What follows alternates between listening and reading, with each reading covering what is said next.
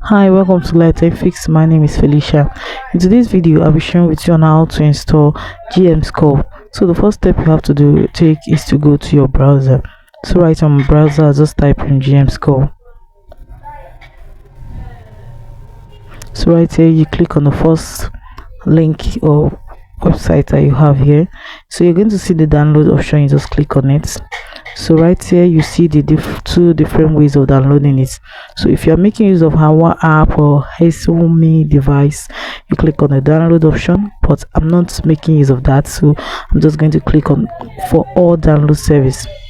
So you click on it. So right here you just click on download again, and it's going to download on your phone.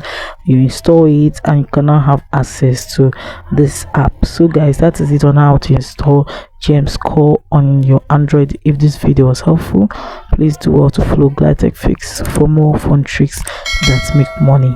Thanks for watching.